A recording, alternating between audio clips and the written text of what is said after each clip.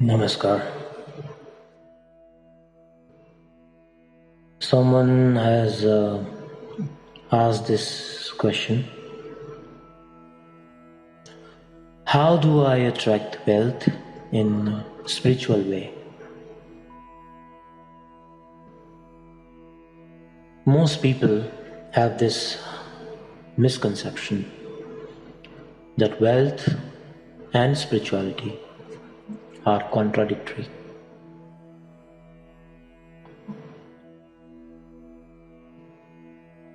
This is a misconception.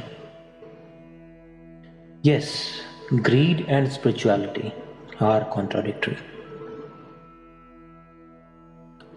Spirituality does not mean that you have to leave all your desires, because initially, without a desire of freedom, you cannot progress in spirituality also. Now, in a way, this question has two parts. One is how to attract wealth. Second part is how to do it in a spiritual way. Let's address the first part of it, that is how to attract wealth. Some people think nowadays it is quite common because of law of attraction is in trend. So some people think if they sit and start doing the so-called wealth meditation, money will be transferred to your bank accounts one day, and a lot of fancy ideas about it. Yes, law of attraction does exist, but it does not work that way. Why universe will give you money when you're doing nothing to be eligible for it? You would have to become eligible. Analyze the life history of wealthy people on the planet, and you will notice that they became wealthy because they had something valuable to offer to the world, to people around them. People paid them for their products. It might be goods, services, maybe softwares, etc.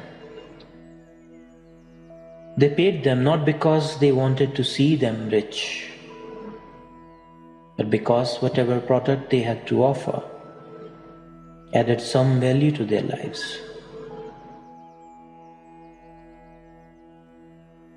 Now, the intentions of those people who made those products might be debatable. We are not getting into that. But still, those products added some value to the lives of people, hence they paid them. Almost everyone is desiring to become rich. But why only few of them actually become successful? Now, when I say successful, I'm referring to successfully become rich, because successful means different for many people.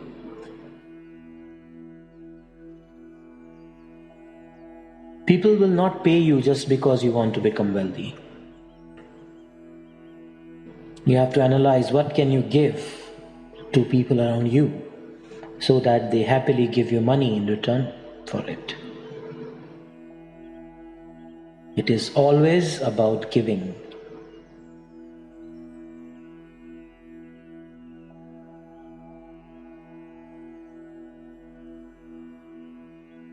If you think by expecting more from people around you, you will become rich, no, that's not how it works.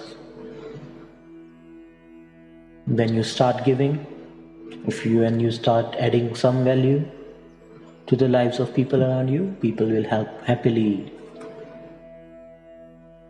pay you for your service. Now let's come to the spiritual aspect of it. Every individual has different parameters of wealth. Hence, you have to decide what does wealth mean to you. Some people might just want basic survival of their family taken care of, and that is wealth for them. Others would not be happy even if they have $1 million, because wealth for them might mean $1 billion. However, whether you want wealth for basic survival or for lavish lifestyle, you are basically looking for the same thing: happy and peaceful life for you and your loved ones, right? The only difference is every individual has a different idea or concept for happy and peaceful life. Basically, everyone is searching for the same one thing, but almost everyone is beating around the bush. Let me tell you a story. Once a man was living a difficult life, and from a friend he heard about a Himalayan yogi who could solve his problems. He traveled with great difficulty and somehow reached Yogiji's place. Yogiji said he can only ask for one wish in this lifetime. He requested Yogiji to give him a blessing that he become a rich man. Yogiji gave him the blessing and he became a rich man in a few years. He purchased great houses, cars, and various other precious items. After enjoying that life for some time, he got bored and wanted something more in life, as usually happens with most of the people. Then he thought he will be happy when he would be powerful and everyone in town would respect him. So he spent a large sum of money to win an election and became a powerful leader. Still, he was not happy and he felt something was missing in his life. His greed for money and power caused chaos in his life and he became restless. Later on, he realized that all he ever wanted was a happy life, and that was the only wish he should have asked from Yogiji. Whatever would have been needed for a happy life would have been given to him, because most of the time we search for happiness in the wrong direction or in the wrong objects. Why can't we be straight enough to identify what we actually want? Wealth without spirituality is an incomplete life. However, spirituality without material wealth can still be a happy life. Some people think that spiritual people should not be wealthy. This is pure stupidity. Spirituality simply means access to never-ending eternal happiness. Hence, once you touch it, you will not be dependent on outside circumstances to be happy. A spiritual person would gladly accept whatever Mother Nature is giving to him, whether it is wealth or difficulties in life in form of challenges. Because regardless of what is the situation outside, he will stay blissful inside. Once you are really spiritual, it does not mean that wealth is a taboo.